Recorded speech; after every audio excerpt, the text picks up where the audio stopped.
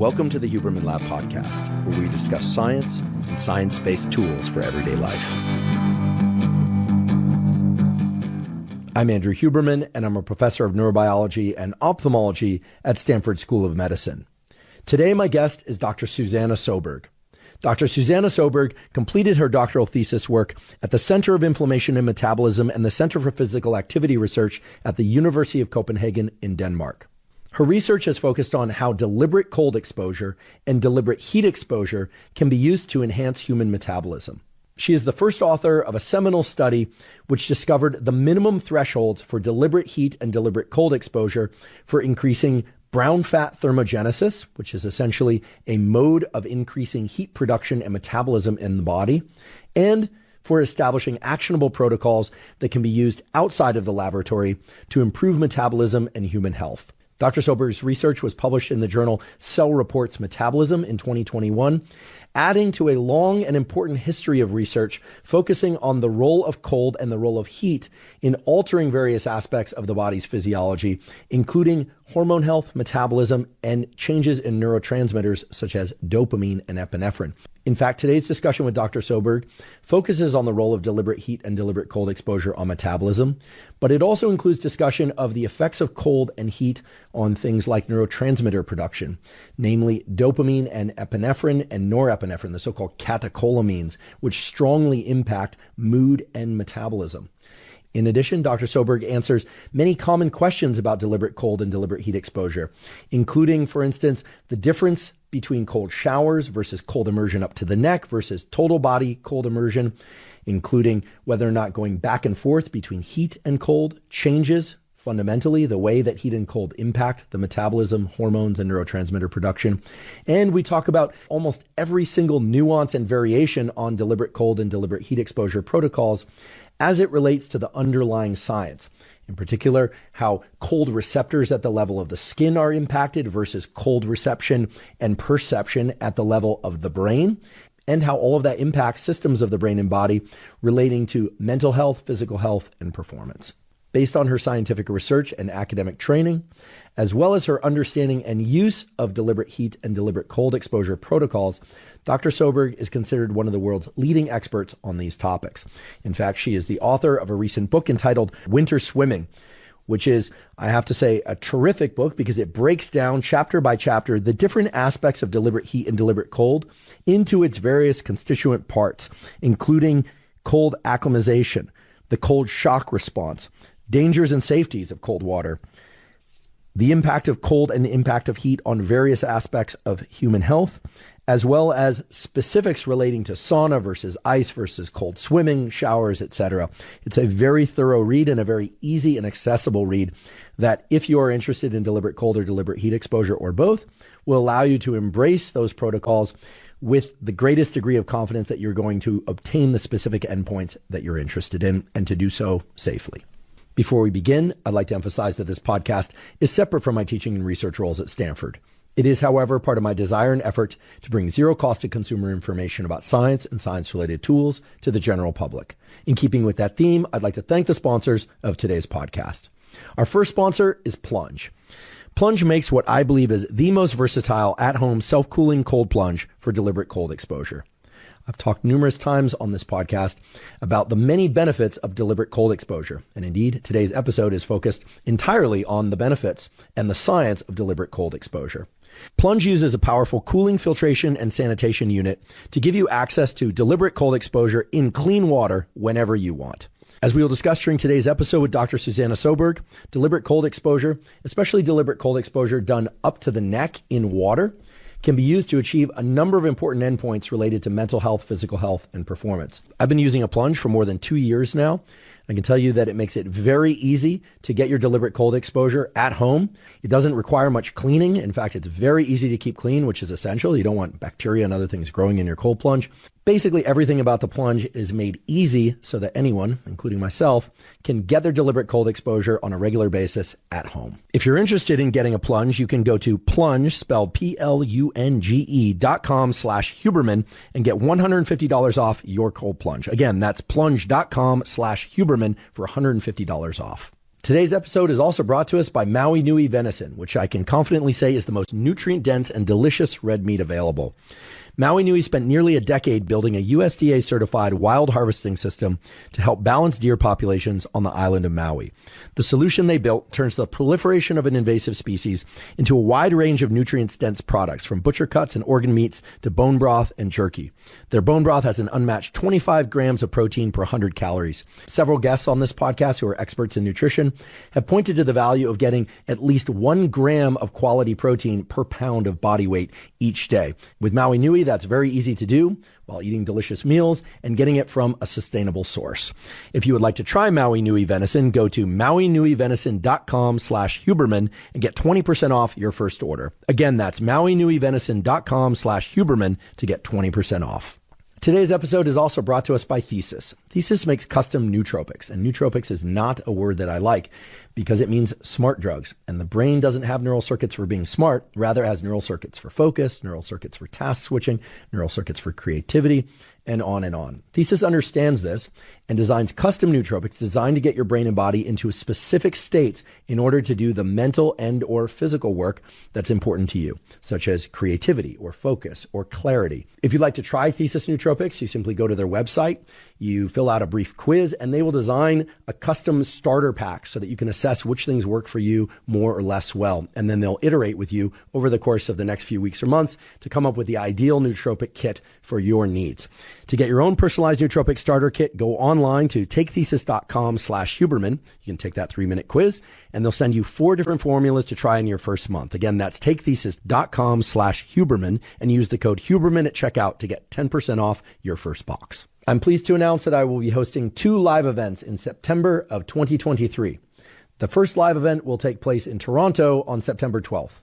The second live event will take place in Chicago on September 28th. Both live events will include a lecture and a question and answer period and are entitled The Brain Body Contract, during which I will discuss tools and science related to mental health, physical health, and performance. And I should mention that a lot of that content will have absolutely no overlap with content covered previously on the Huberman Lab podcast or elsewhere. If you're interested in attending either or both of these events, please go to hubermanlab.com/tour and enter the code Huberman to get early access to tickets. Once again, that's hubermanlab.com/tour and use the code Huberman to access tickets. I hope to see you there. And now for my discussion with Dr. Susanna Søberg. Dr. Susanna Søberg, welcome. Thank you. So great to have you here. I feel like I should give a little bit of the backstory of how we got connected, which was that for many years, I've been interested in cold thermogenesis. It was the topic of my senior thesis in college. And I've, of course, followed the popularity of Wim Hof.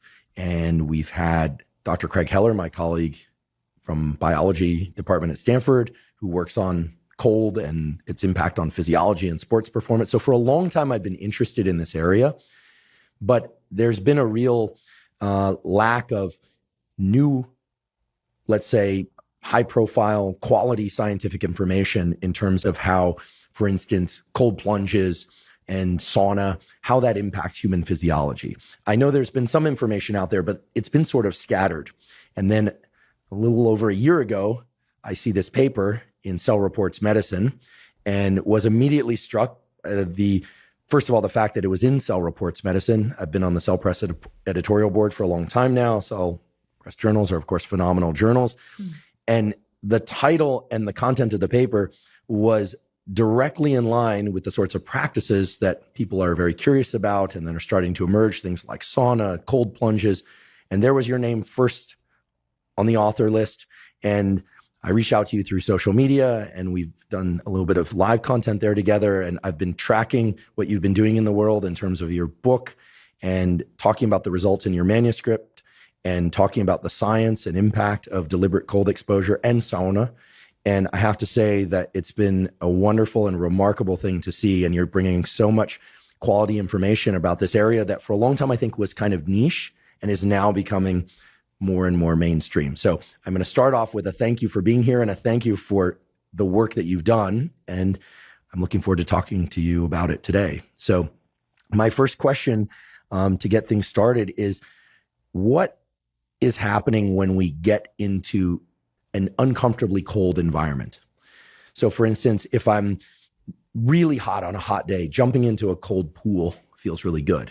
But if I'm already kind of at room temperature, I'm a little bit chilly, getting into that same temperature of water doesn't feel so good, right? There's a shock there. So if you could just walk us through what happens when we get into uncomfortably cold water, whether or not it's by way of shower or cold plunge, at the level of our physiology, and if you'd like, our psychology. I think that's a good place for us to start, because I think it will orient people to their own experience if they do that. Yeah. And for those that haven't done it, might start to peel back some of the layers as to what the underlying mechanisms of cold are. Yeah.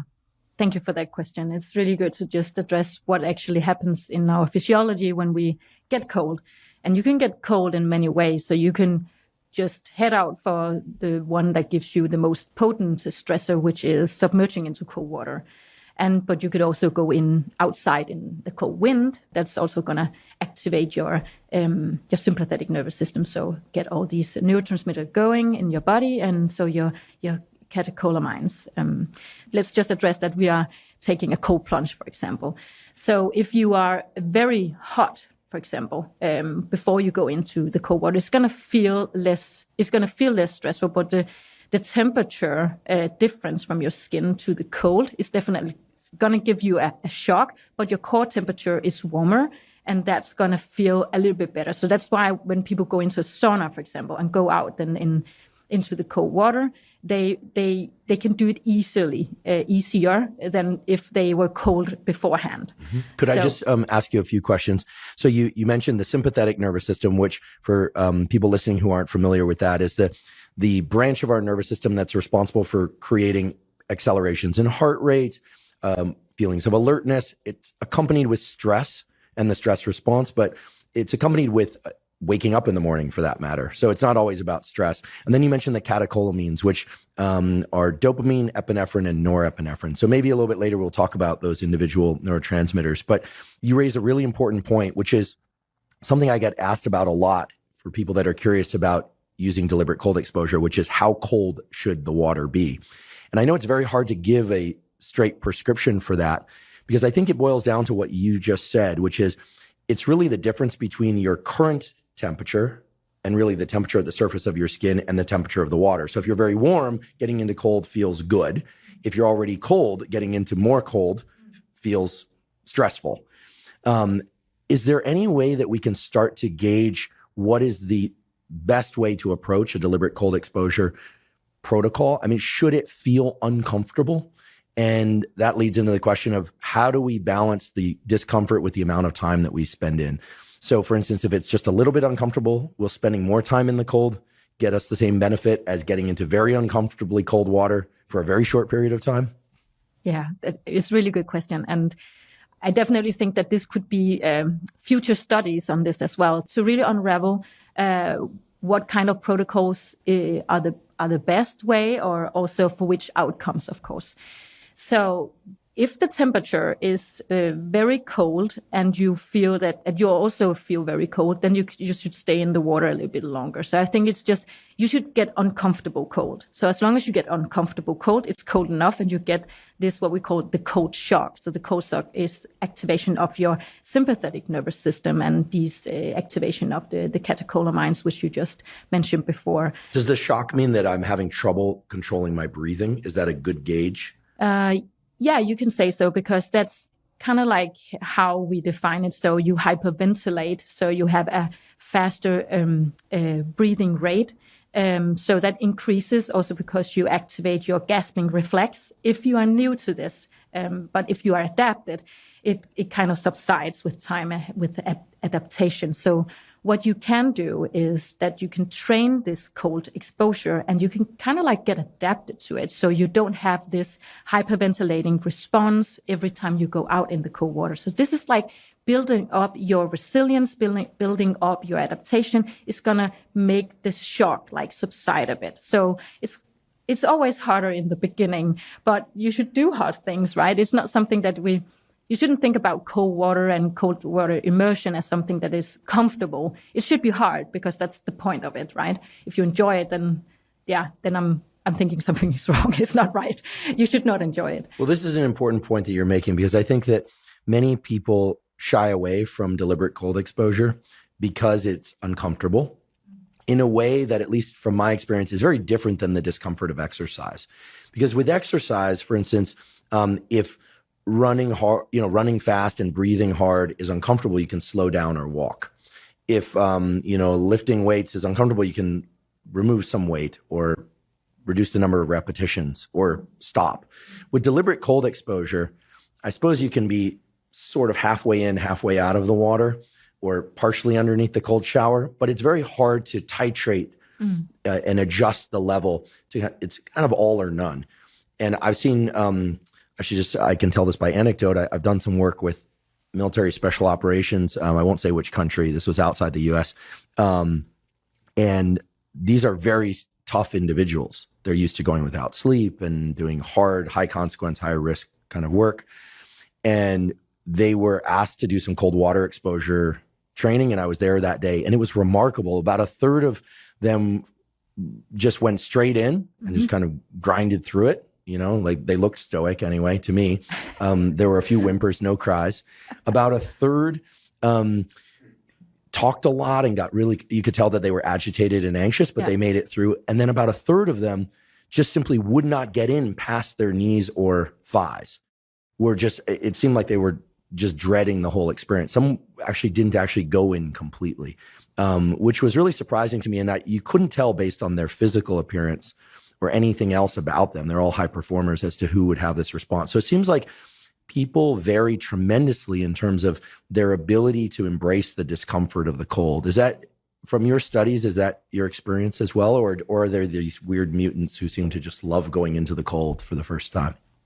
So some people just feel better in the cold, and some people dread the cold even more. And you can say the more people are pushing the cold away, they might feel the cold pain even more. So they would definitely, people who are maybe the soldiers you just talked about, some of them might be already adapted to the cold. So if they are not scared of the cold, they go out and they embrace the cold in a better way. It could also be that some people have a more sensitive nervous system.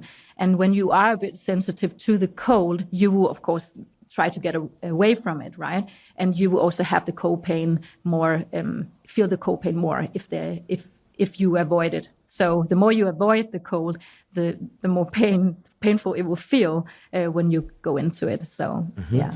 You mentioned being outside in a t-shirt versus cold immersion up to the neck versus shower. I think this is something a lot of people wonder about.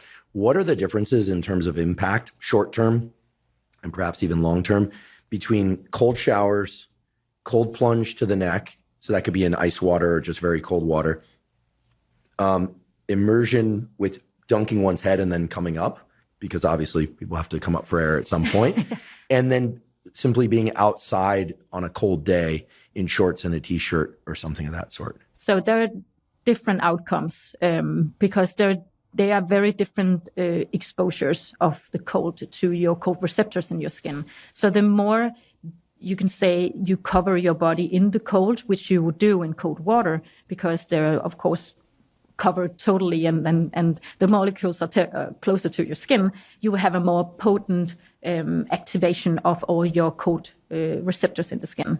So that one will definitely activate your autonomous nervous system more and rapid compared to going out in a t-shirt in the cold wind, just go for a walk.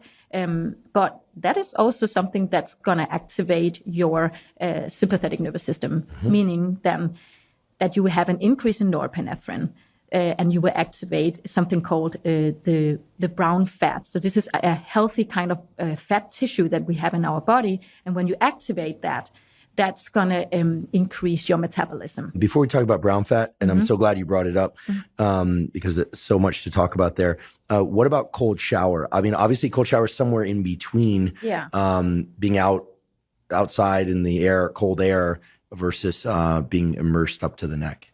If we had more studies on cold showers, we would learn more about how does that activate our metabolism, how does that increase our neurotransmitters in the brain, which could also have an impact on our mental balance. So I think that would be interesting for the future.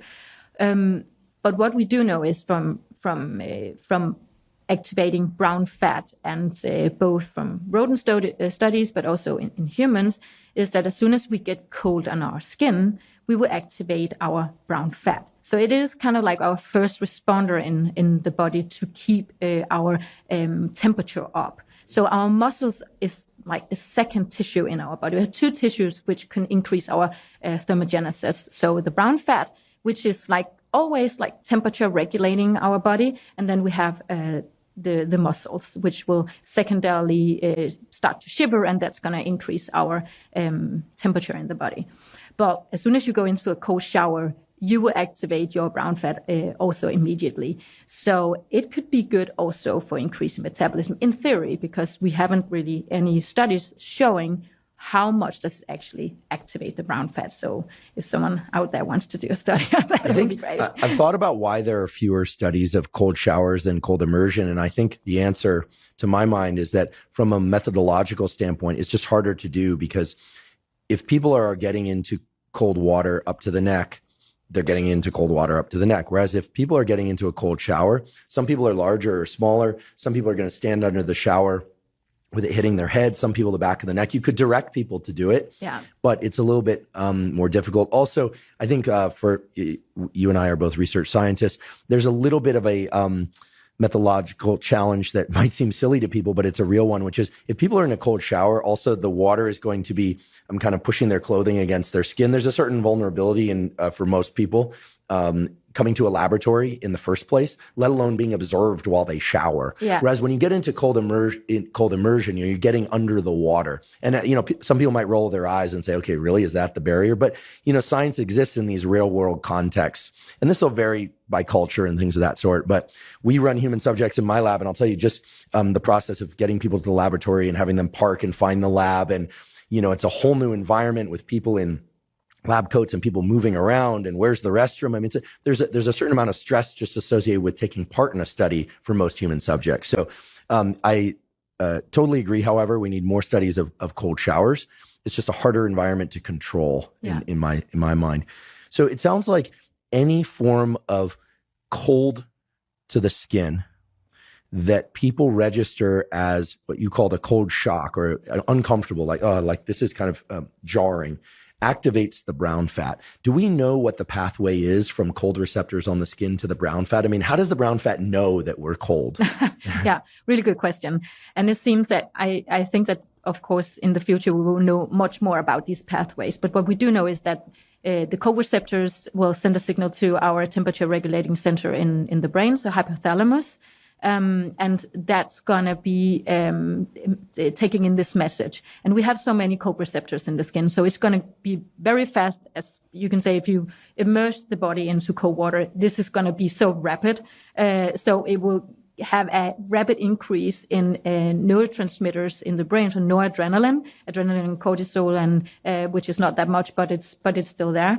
So you have this increase in noradrenaline, which will then immediately activate the brown fat, because you can say the activator is the most potent one, cold and noradrenaline, and that's going to activate the brown fat. But there's also a direct pathway from the cold receptors in the skin to the brown fat, which really shows that because of these different pathways, it shows that it could be that this tissue to keep us warm was developed in our evolvement as humans to keep us warm and to save us whenever the temperature on our skin varies just a little bit, to keep us in that right homeostatic balance, so we don't get hypothermic, but also so we don't get hyperthermic, because it seems that the brown fat is also activated when we get warmer on our skin.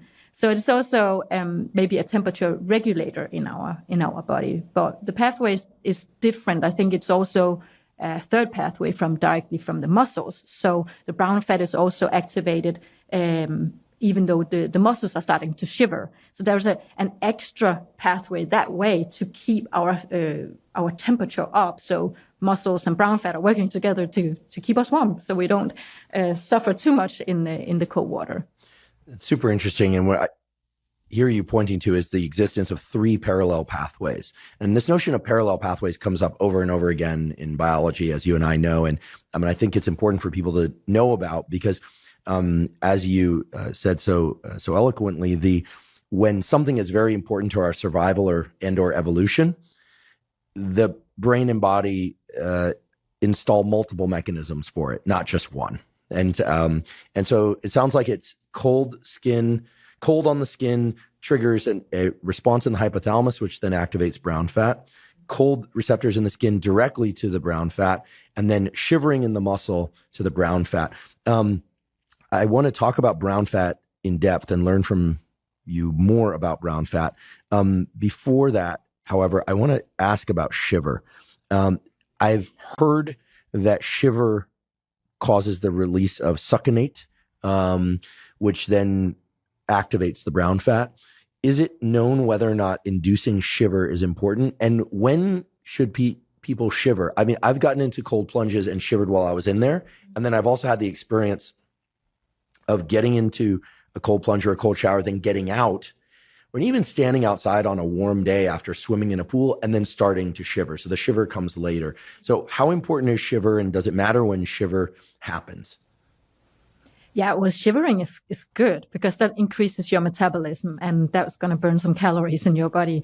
You shouldn't be so afraid of shivering, I think, because the shivering, as long as you don't get too hypothermic, so if you don't sit in the cold water for too long, sure.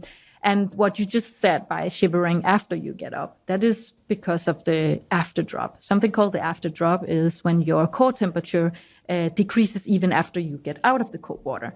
And it always does that, your body, because as soon as you get into the cold water, all your blood vessels is going to constrict because you need to keep your blood in your core and keep your vital organs warm. So as soon as you get up, those blood vessels will open again, and the warm blood will flow out and get colder and then flow back again into the core. And that's going to decrease the temperature in your core, of course. So that's the drop.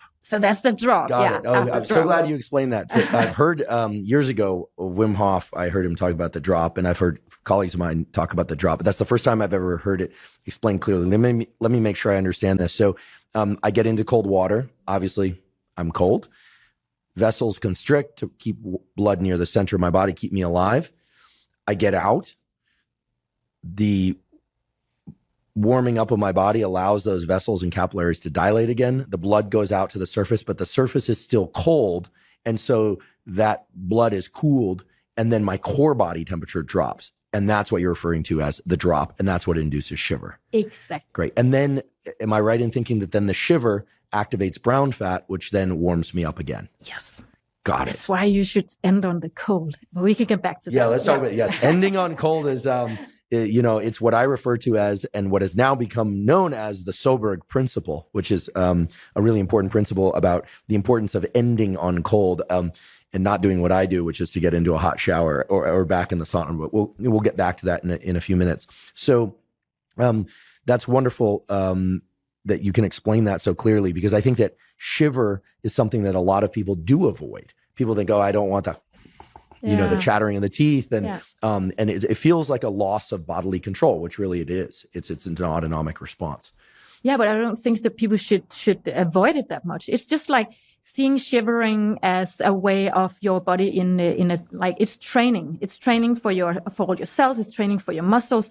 It's training of your metabolism, and that's going to increase your what's called the insulin sensitivity. So if you can, like, in your mind, get used to the thought of shivering is just like when you go exercising in the training center and get that feeling of like, this is tough. Now it hurts a little bit. Yeah, it's going to hurt because that's what shivering also does. But it's just a different way of training your cells in your body. It's going to create what is healthy stress. It's called hormesis in the cells.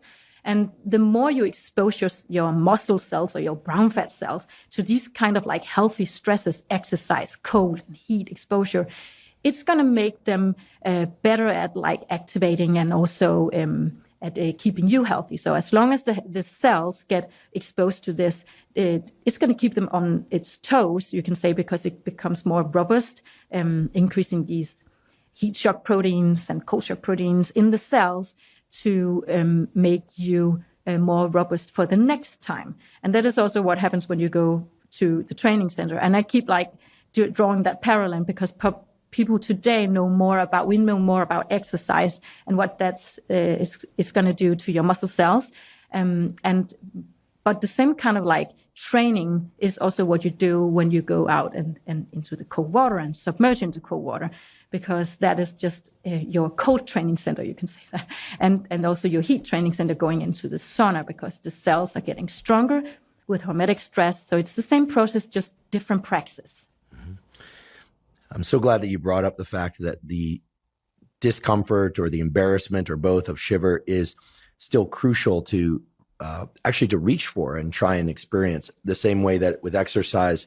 I think a lot of people don't realize this, but when we did our series with Dr. Andy Galpin, it became clear to me what should have already been clear to me, and I think that most people don't realize, which is that if we were to measure heart rate, blood pressure, stress hormones, and inflammation in a human being during exercise, it would look as if they were ready to die. Blood pressure would be high. Inflammation is through the roof. But all of that is setting in motion an adaptation or set of adaptations that allow blood pressure to be lower at rest, that allow inflammation markers to be lower at rest, all the things that everybody is seeking with exercise, in addition to, of course, the aesthetic changes that people are seeking with exercise.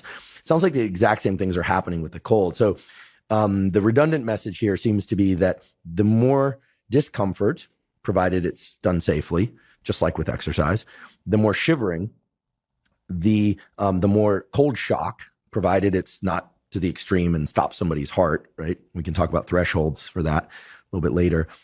It sounds like all of that is going to set in motion some long-term changes that will make people feel better and will improve health.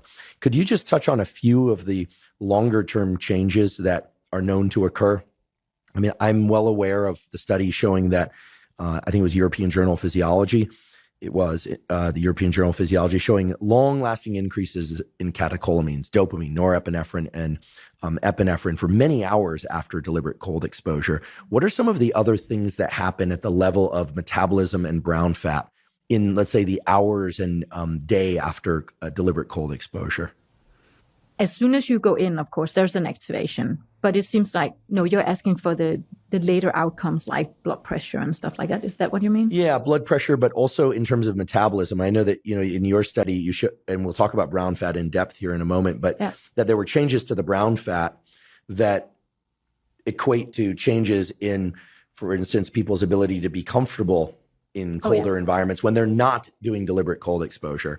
Or in the same way that I can exercise on an exercise bike or go out for a hard run, but then if I go hiking with the family on Sunday and it's a steep climb, I can do that steep climb more easily because I'm quote unquote fit as a consequence of the exercise. What are some of the fitness adaptations of deliberate cold exposure?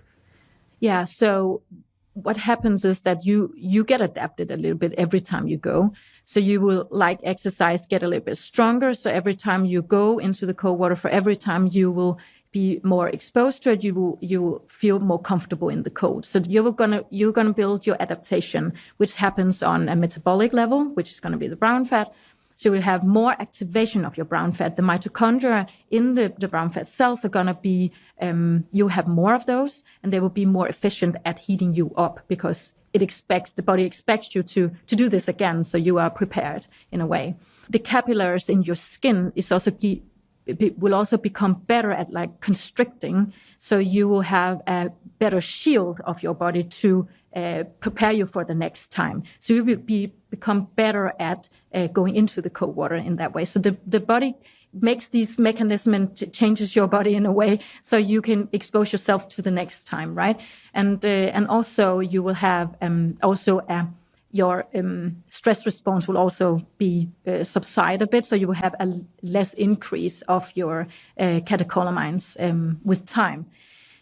With time, also, you will have, because of this activation of your brown fat or your muscles, you will have an increase in your metabolism, which will then make your insulin sensitivity better. And this is shown in studies. For example, there was this interesting study I found just before I started my PhD, which was from Giborstormer et al. From 2016, where they measured metabolism.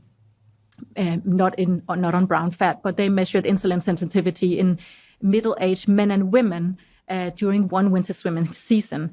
So they were not very young like they were in my study, but they were middle-aged. And I think this is very interesting. So during these 4 or 5 months they were winter swimming, they saw that they had a lower blood pressure after the season, and they had a lower heart rate. And they also saw that they have a better insulin sensitivity. And I think that is very interesting, because if you can have a better insulin sensitivity, you can prevent lifestyle diseases. So, and with lower blood pressure, which is a very strong outcome also for telling how much inflammation you have in the body. And because it didn't measure brown fat, I figured that it could be that was the missing link. That was one of the explanations to why we see this less inflammation in the body. So the longer outcomes, the long-term outcomes could be that you lower your blood pressure and you have a lower heart rate. You also have a better insulin sensitivity and a better glucose balance, but that is shown in my study. I'd like to take a quick break and acknowledge one of our sponsors, Athletic Greens. Athletic Greens, now called AG1, is a vitamin mineral probiotic drink that covers all of your foundational nutritional needs. I've been taking Athletic Greens since 2012, so I'm delighted that they're sponsoring the podcast. The reason I started taking Athletic Greens, and the reason I still take Athletic Greens once or usually twice a day, is that it gets me the probiotics that I need for gut health. Our gut is very important. It's populated by gut microbiota that communicate with the brain, the immune system, and basically all the biological systems of our body to strongly impact our immediate and long-term health. And those probiotics in Athletic Greens are optimal and vital for microbiotic health. In addition, Athletic Greens contains a number of adaptogens, vitamins, and minerals that make sure that all of my foundational nutritional needs are met, and it tastes great. If you'd like to try Athletic Greens, you can go to athleticgreens.com/Huberman, and they'll give you 5 free travel packs that make it really easy to mix up Athletic Greens while you're on the road, in the car, on the plane, etc. And they'll give you a year's supply of vitamin D3K2. Again, that's athleticgreens.com/Huberman to get the 5 free travel packs and the year's supply of vitamin D3K2. And we'll get back to the insulin sensitivity and glucose balance. That's an impressive list of benefits. Blood pressure, of course, most people are aware of blood pressure and what it is. It's what they measure when we go to the doctor. And it's not very sexy nowadays. Blood pressure, people go, blood pressure. It's not, people want to hear about the inflammatome and the microbiome, and all of that stuff is really interesting. But I think that blood pressure doesn't get enough attention. And we have spoken to, on this podcast, to Dr. Peter Attia, who is an expert in longevity and health span and things of that sort. And I was surprised to learn, again, I shouldn't have been surprised, that the number one reason people die worldwide is cerebral vascular disease and cardiovascular disease. Yeah. And there are basically 3 things on the list of things to address. One is not smoking, or vaping, by the way, not smoking. There are a few other things related to blood markers, ApoB and things of that sort.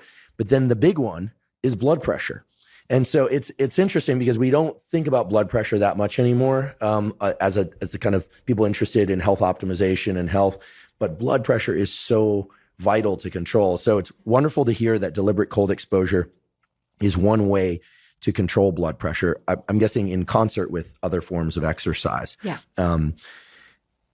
Let's talk about brown fat. And if you're willing, I'd love to drill into brown fat at a deep level. Again, my understanding of this is far more elementary than yours.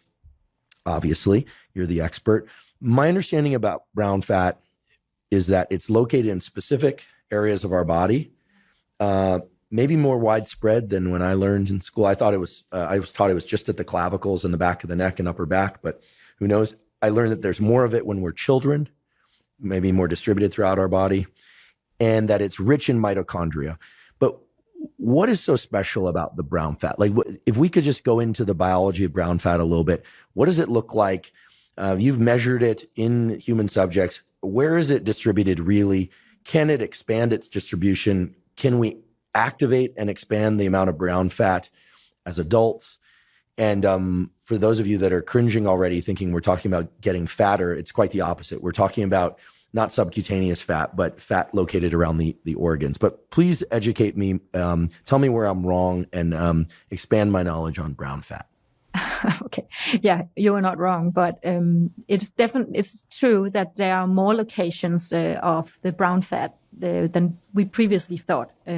There's this very nice study from 2017 by Leitner et al., where they had made these PET-CTs overlays of their subjects, where they can see where in the body do we have brown fat and where can we grow more brown fat, so to say. So the brown fat is very plastic, so it means that it can grow and it can decrease, and this is proven in studies where we have seen people with pheochromocytoma. It's like a very specific cancer type where from the 70s, where we can see that if they have this specific kind of cancer type, they have this tumor on the adrenal gland. So they have like a huge increase in noradrenaline. And because of that, they have this continuous activation of the brown fat. And they have grown a lot of brown fat in the whole body, or abdomen, or where it's located in these 6 different places. But it is like very much compared to like normal people. And what they then see, what we learn from this study is that brown fat can apparently grow if you have an increase in noradrenaline in the body. It's not like you want that, because when that happens, you have a high blood pressure. You don't want it chronically, right? You just want it on like a short amount of time, and then it can grow for a bit, but you don't want it chronically, of course not. But because it activates also your sympathetic nervous system. So they have also showed they had high blood pressure. They lost a lot of weight, of course, because this is activating your metabolism. So they found, luckily, that when they removed this benign tumor, that the brown fat decreases again to normal size, and they gain weight again, and they had normal blood pressure. So the story ends well. But it's kind of like proof of concept of that brown fat can actually grow. So it's plastic in its way of like it can grow and it can decrease again. So that's very good studies to see what the body is capable of. But we don't, of course, want all that brown fat. We just want it to be, we just want to keep it, actually, and keep it activated. Because what we see in studies is also that after the age of 40,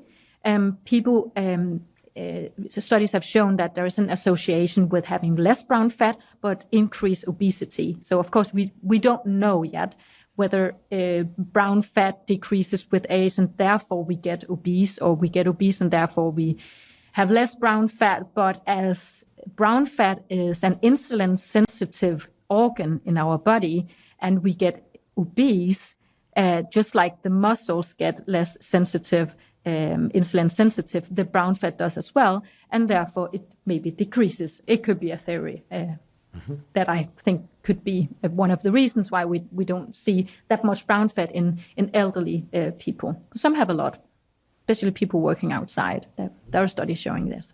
People who work outside, do physical work outside. Farmers, yeah. Interesting. Yeah. They expose themselves to it, so they'll just keep it in that way. It's and I suppose we should clarify for people in case they don't know that insulin sensitivity is a very good thing. You want that. You want your cells to be sensitive to insulin. Insulin insensitivity is type 2 diabetes, and is associated with obesity. So just a point of clarification there. It's interesting to me. I usually work out at home, but I go to a gym once or twice a week if I can, because it's good if I see the outside world. And there are a few individuals at the gym who they're not particularly large or muscular, but they are incredibly lean. And their posture is great, presumably from the musculoskeletal work. And they're in their 70s and 80s. I mean, it's remarkable, right? And I know all the telltale signs of hormone augmentation. I'm very good at spotting that. There are a few telltale signs. I've talked about this on other podcasts, and that's not why they're fit.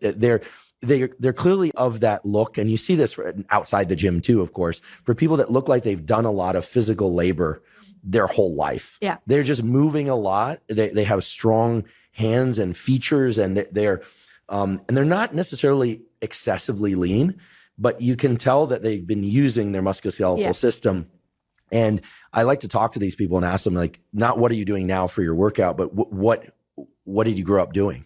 And I would say, and obviously I haven't run statistics on this, but more than 75% of them respond that they grew up on a farm, or that they did some sort of manual labor, or were a postman or a postwoman, or doing something where they moved a lot for their early years and throughout middle age. And most of them are now in retirement, but some of them are still working, and they all still moving a lot. So the relationship between shiver and brown fat makes sense to me.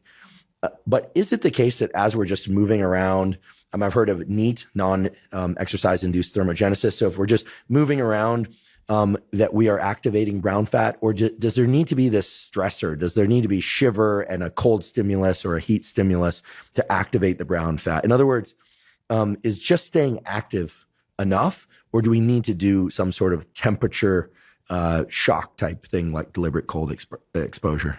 Yeah, I think that is a really good question, because how also, why do we have this tissue? Then if it has to be extreme, then you can question what do we need this tissue for? But it seems that you can activate the brown fat with just a little bit of exposure to cold. So cold is the most potent stressor activator of our brown fat, because it's our temperature regulating organ in our body. So first responder to that. So the muscles will be a little bit too late, and therefore we have maybe these two kind of tissues.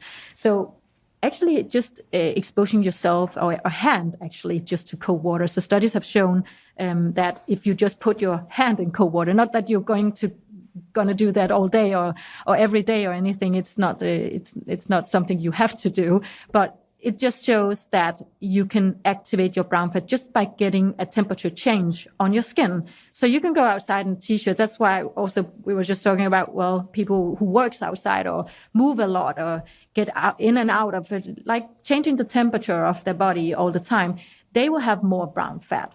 And activating that is going to keep your metabolism higher and your insulin sensitivity. Studies have also shown this. So the brown fat can be activated as soon as you just change your temperature in the skin. So going outside in a t-shirt, wearing cooling vests, also studies have shown this for 10 days. It's going to also grow your brown fat. So you can get more brown fat if you expose yourself to the cold.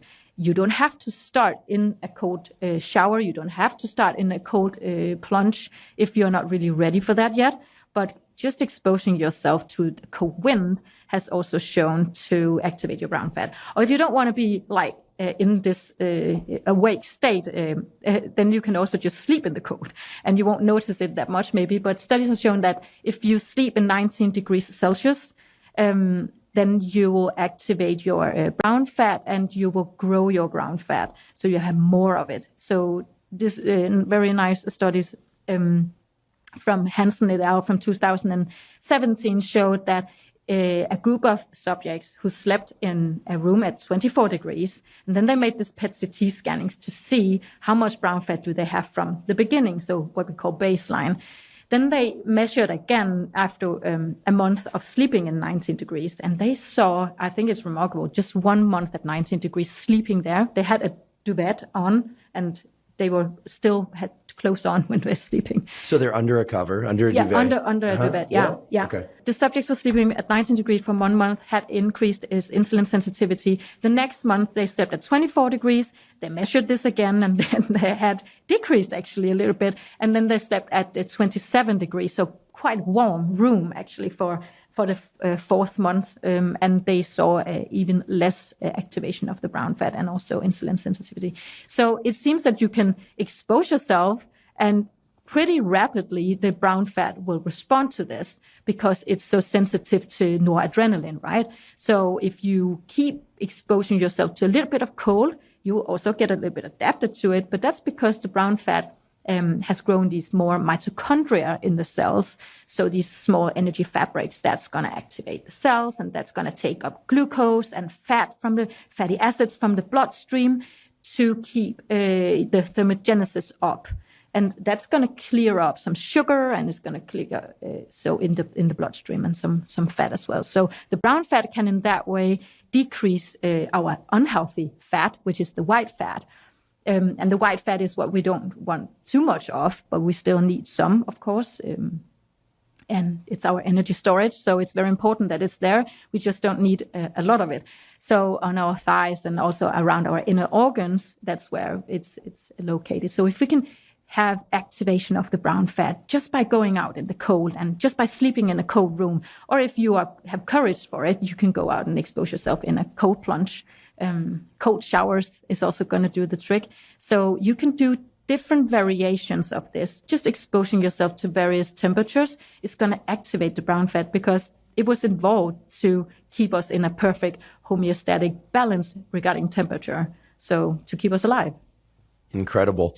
I want to just get a clarification around this 19 degrees Celsius room that they're sleeping in. So they're under a comforter, a duvet, and you mentioned they had clothes on.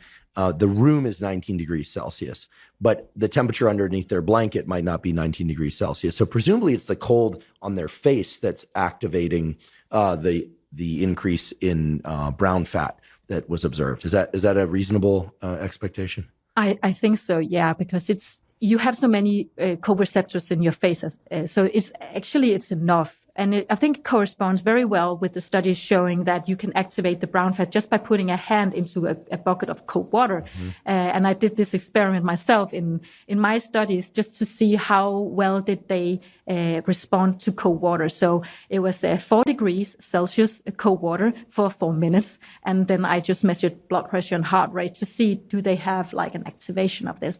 I actually also measured the brown fat during this cold exposure for 4 minutes with an infrared thermography camera to see, can I see that the brown fat is activated? And just to go back to the location of the brown fat. So usually you cannot really see activation of your brown fat because it's located centrally in around your central nervous system. And the biggest depot, as you mentioned before, is up here under the clavicular bones. So, and very close to the skin surface. And because it's so close to the skin surface, I could measure it with this very expensive camera. Yeah, and it's not very feasible for people to go home and do this. Don't, because it takes a lot of practice, I can tell. But we measured the brown fat with this, and I could see that after a few minutes that the activation was there, an increase in temperature arose from that activation, just 4 minutes. So it's very rapid. And I'm also measured in my study how deep was the brown fat under your skin. So it's very close to the surface, which also shows that it needs to be there to heat you up and heat your inner organs. Well, I'm delighted to hear all of this, and I'll tell you why. One is by way of anecdote. I mentioned a little bit earlier that as an undergraduate, I worked in a lab that studied thermogenesis, and we were doing that in animals, but we had this room that was very cold. Uh-huh. The whole room was cold. The guy who I worked for at the time, I had him, Harry Carlisle, is a very accomplished physiologist. He came from this lineage. I don't know if this literature is still discussed much, but it's a beautiful literature from Rothwell and Stock. They were the ones who discovered non-exercise induced thermogenesis. The fact that people who bounce their legs a lot and move around a lot and have a lot of kind of stochastic movement burn up to 1,800 calories more per day than people who sit more still. Fascinating. Incredible. Yeah. Just incredible. Mm-hmm. I don't think that work gets as much attention as it deserves. Published in journals like Nature, so very fine journals. But in any event, one of the things that I noticed when I started working in that laboratory was that I was cold because the room was cold. And Dr. Carlisle, Harry, said, well, the key is to wear a t-shirt in here for about 2 or 3 days. Yeah. And then you will cold adapt. I thought, well, wouldn't I want to put on a hoodie and get warm in there so I was comfortable? And he said, no, actually what you want to do is get yourself uncomfortably cold, activate your brown fat. And indeed, when I did that, I think it was just 2 days of being in that cold environment. Then I could come back on the third day and be perfectly comfortable because the brown fat had expanded or added mitochondria or both. And I was perfectly comfortable in that environment. I also got very, very lean in those days and weeks. Now, I've never been somebody who's very lean, nor am I somebody who carries a lot of excess adipose tissue. I'm kind of somewhere in the middle. I'm sure I could adjust that with feeding if I want to. But it was striking what a powerful effect it had on my entire system of thermal regulation. And one of the things that I also delighted in when Cell Reports Medicine published your study is they had an accompanying press release that went out to those of us that received press releases. And it described a saying in Scandinavia, which is essentially, I'm not going to attempt to speak Danish, even though I have much of my family is in Denmark, believe it or not, from Denmark. We have a lot of Danes in my family. I won't embarrass myself by trying to speak Danish as I did before the microphones were rolling. But that there's a saying that I think essentially translates to, in the fall, when you're approaching winter, you want to actually wear fewer layers, not bundle up when you go outside, so that you can prepare yourself for the cold of winter and be able to heat yourself up using your brown fat. And that in the spring, as the temperatures are warming, rather than removing layers, you want to wear more layers in order to be a little bit uncomfortably warm, so that in the heat of the summer, you're better at cooling your body. Do I have that right? And maybe, do you know the saying, and would you be willing to share it? Only the Swedes and Danes will be able to understand. Maybe the Norwegians too. If you don't know it, that's okay. Yeah, so I know the concept of it, because we say it. You should wear less before winter and more before summer. Oh, so, well, there it is in English. So it doesn't have to be esoteric. But okay.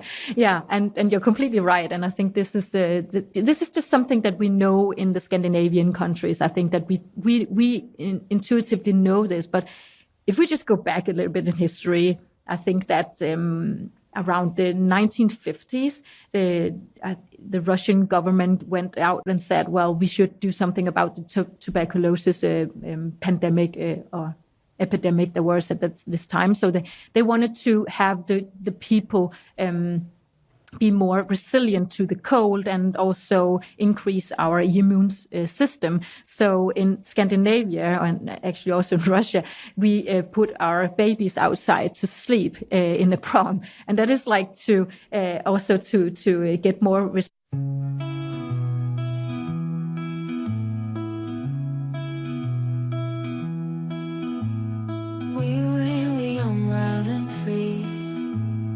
chasing dreams by the sea, echoes of a distant melody.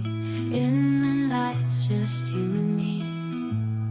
Photographs and shades of gold, stories that we've never told, memories that never grow old.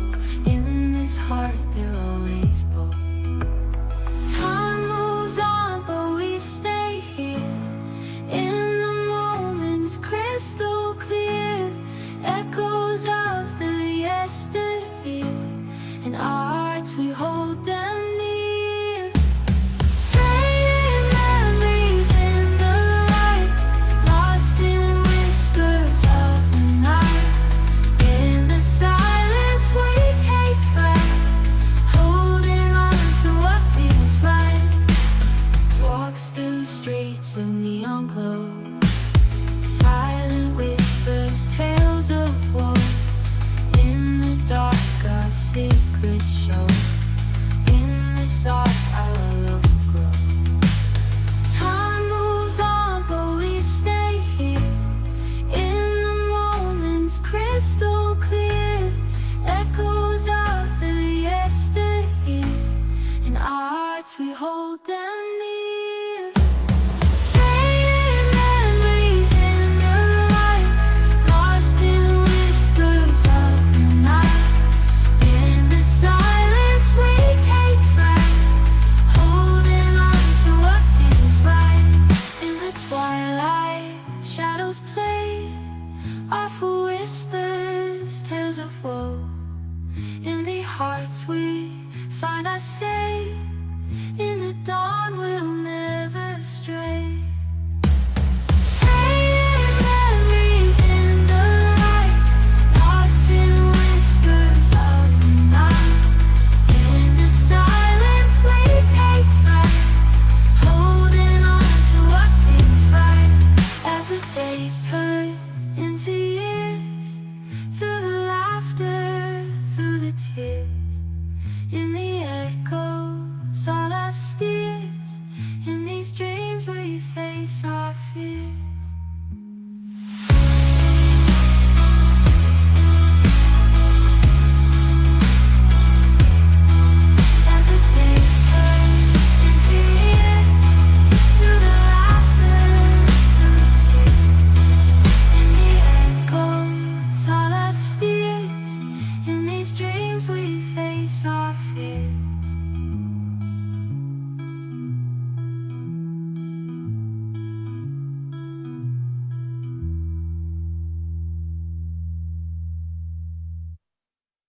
resistant to the cold, but also to increase our immune system. And we still do that in Denmark. So do you really? Yeah, we do. Babies are taken out in the cold? In the snow, in frosty rain, everything. My 2 boys have been sleeping out in winter, or at least their first 3, 4, 5 years, because it's like very good for them, and they get a better immune system and get resilient to the cold, so they will have less colds. And also, they run around in a t-shirt when it's super cold because they have activated all their brown fat. I didn't understand at that time, I must say, but I kind of like intuitively also knew, because we have inherited this way of doing things with our culture. So, and I have heard people coming from the US saying, Danes are crazy. They put their babies outside in proms and leave them there, and then they go inside and drink coffee on the cafes. Well, I don't think Danes are crazy. I adore the Danes. No. They're amazing culture and people. I'm so fortunate to have family members from Denmark. But I did notice, so when we were in Copenhagen, and I know we saw you there not long ago. That was June. The water in the harbor was cold. Yeah. For even though the Pacific is close to here, which is very cold. It felt pretty cold. But it was summertime-ish. So people were in summertime mode, right? T-shirts and shorts and things that sort. But it did strike me that people in Copenhagen are dramatically fitter than they are in the United States. I mean, first of all, everyone's bicycling everywhere. Yeah. Not many people wearing sunglasses. So trying to extract as much photon energy from the sun as possible, which I support. As everyone knows, I'm a big fan of getting sun. But also, when we did see swimmers, they were swimming in this cold water and like it was nothing. And the range and age of the swimmers was what was remarkable. You saw the kind of fit triathlete looking types, but also young kids, like really young kids. And then people probably in their 70s, 80s, maybe even 90s. Yeah. Really remarkable. Vastly different than what you see if you go to the ocean here in Los Angeles or elsewhere. So, you Scandinavians are onto something with this. I'd like to take a quick break and thank our sponsor, Inside Tracker. Inside Tracker is a personalized nutrition platform that analyzes data from your blood and DNA to help you better understand your body and help you reach your health goals.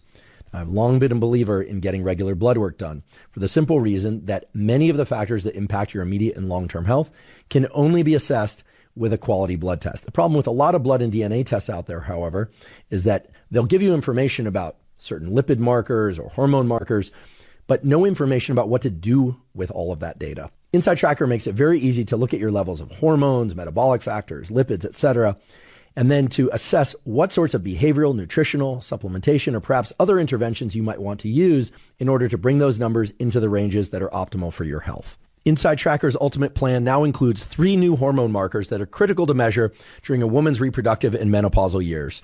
These are estradiol, progesterone, and thyroid-stimulating hormone.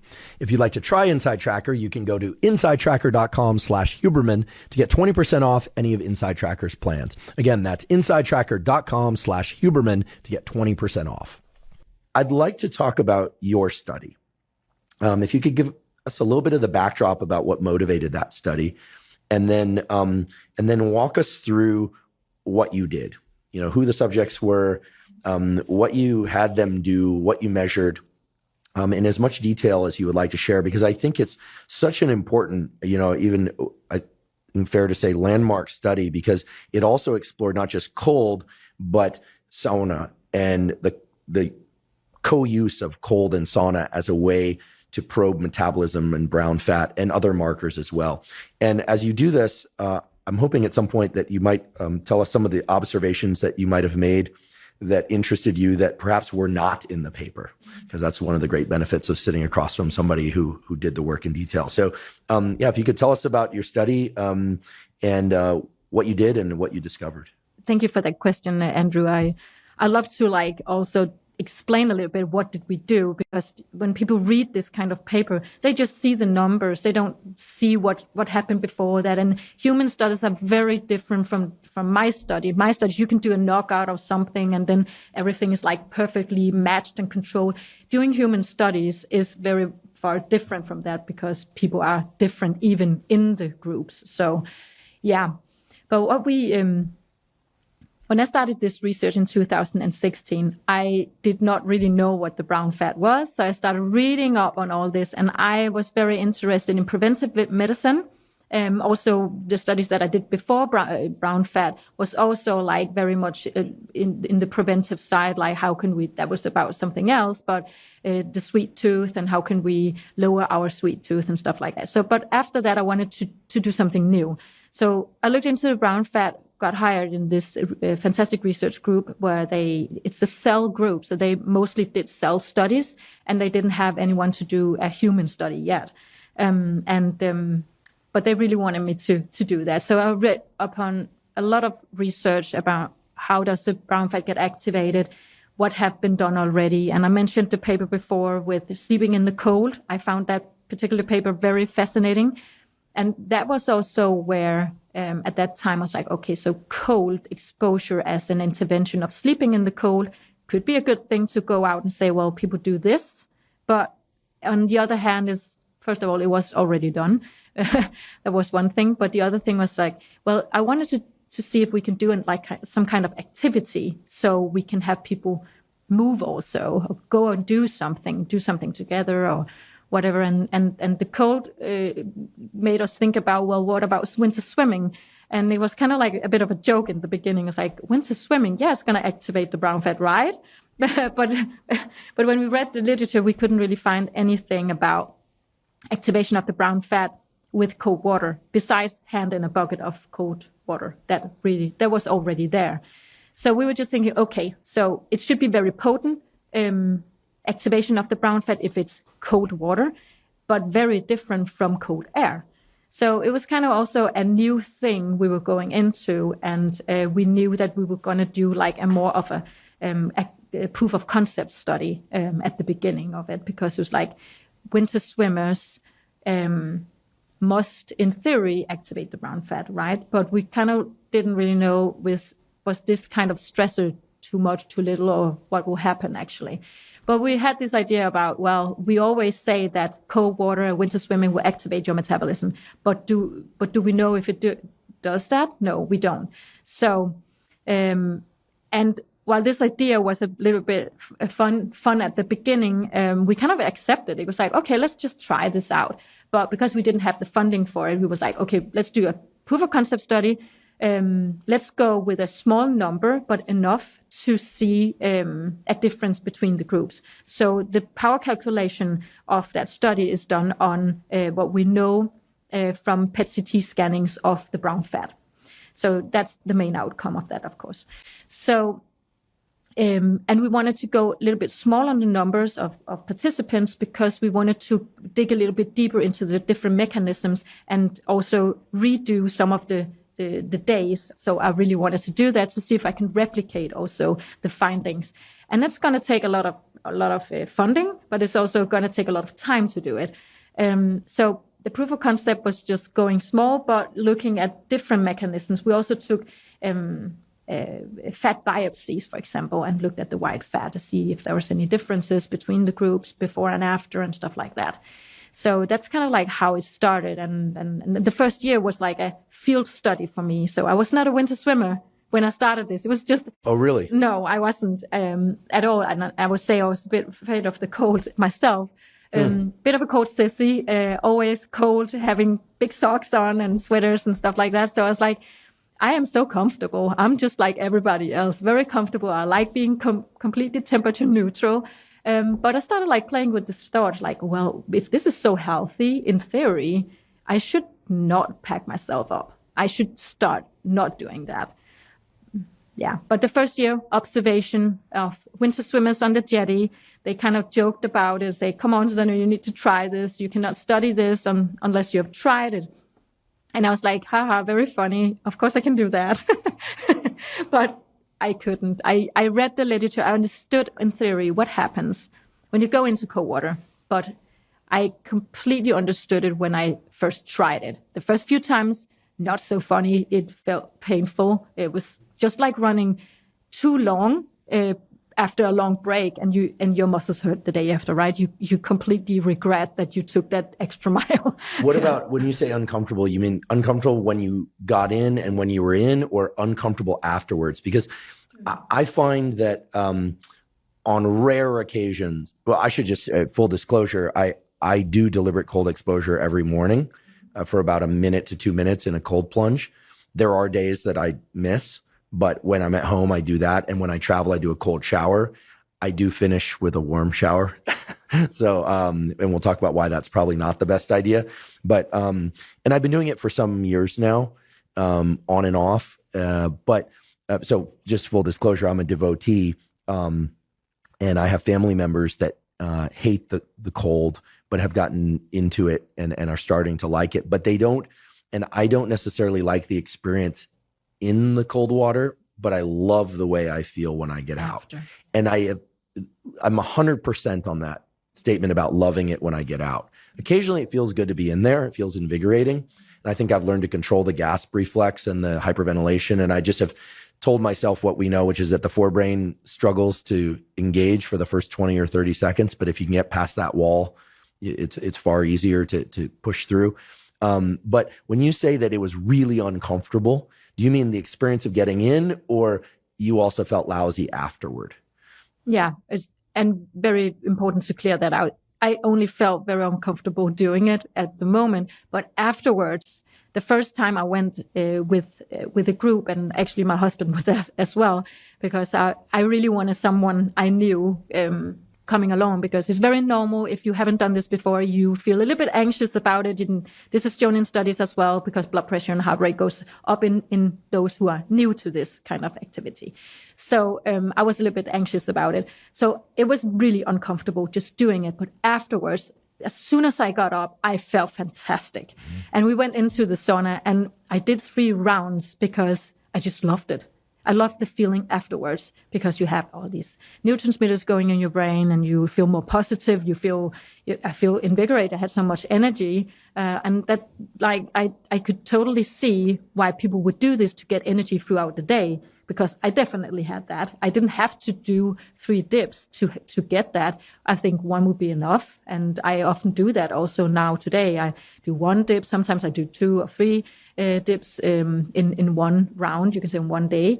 But often it's like just 1 or 2 times a week. For me, that is enough to get that energy and to get that positive feeling. And I think that is also why I put up my study in that way. I wanted to study the lowest dose, you can say, the lowest amount that we can get away with, but still see health benefits. So what I observed there on the jetty was that some did it a long time. They were in the water for a very long time. And to me, it seemed maybe a little bit extreme. Could you give me an example of long time? Well, so maybe they were like really swimming, and it could be 20 minutes or half an hour. That's a long time. That's a long time. And there was like ice, and people who came up. I mean, I just didn't really feel that this is something that I wanted to go out and recommend to people after my PhD. You didn't want any of your research subjects dying either, because if you're not adapted, I mean, No. people can do that. Also, a 20-minute cold shower or 20-minute cold plunge. I know people do it, but it's probably not a good idea. No, probably not. It's going to exhaust your cells and make them age too fast. Mm-hmm. So exactly, that's when you pass that hormetic stress, the healthy stress level, that's what is happening. The quite opposite is almost chronic stress actually in the cells. Well, what happened then was that I found out that if I want to have this protocol get through ethical committee, I really needed to go like very like sleek with the not too long and make sure that they were also very healthy and to get approval, of course, of this study. But what I did was to recruit winter swimmers who already have been swimming for 2 or 3 seasons. And I just observed them. I said, I'm not going to do an intervention study yet. I did that after, but I wanted to do like a proof of concept where they were already adapted to the cold, and then compare them to a matched control group who were matched on you can say diet. So were they vegetarian or not? And one of them was in each group. also They weren't all vegetarians. No, just one in each group. I Yeah. was going to say, with all the amazing fish and meat in Denmark, I'd have a hard time being a vegetarian. The breads are amazing, the fruits and vegetables too. But okay, so there were a couple vegetarians in each group. Yeah, one in each. Yeah. Okay. And they were matched Token on vegetarian. I have family members who are vegetarian, so I'm just poking fun. Yeah, but they were matched on different things. So what we usually match them on is also BMI. We chose one gender in this study, and we would always choose both men and women normally, but we do see that there are different brown fat levels depending on gender. So women have more brown fat than men. Really? Yeah. Interesting. Yeah, I think it's interesting. That deserves study. Yeah. Yeah. Why, actually? I think it's interesting because women are also smaller, so in size and mass, right? But they also have a lower peripheral temperature, especially on hands and ears. And is that right? That's documented that women do run colder than men. Yeah, and there's physiologically. I didn't say psychologically. No. We won't go to the psychological cold heat. Yeah. That's different. Yeah, something else. That's a different podcast. Yeah. Another time. So women are just colder physically. So on hands and ears, it's measured on that, and feet as well. So compared to men, and men have bigger.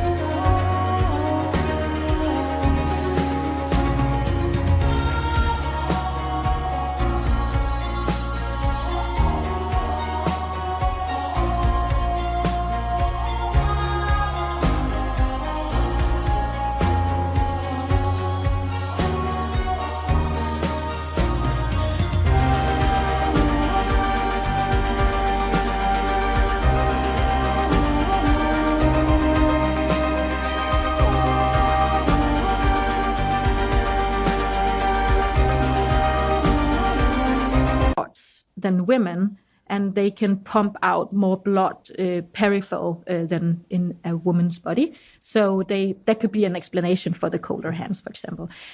Thermocomfortable state is also different between genders. So men are more comfortable at 22 degrees Celsius, and women are thermocomfortable at 24 degrees Celsius. And this so the thermostat wars of home have been now validated. Yes, okay. There's a study. 2 degrees Celsius. By the way, prior to starting recording, I made the executive decision that we were going to go with Celsius throughout the podcast because the majority of the world uses Celsius. So for those of you that think in Fahrenheit, the internet is your friend in making those conversions.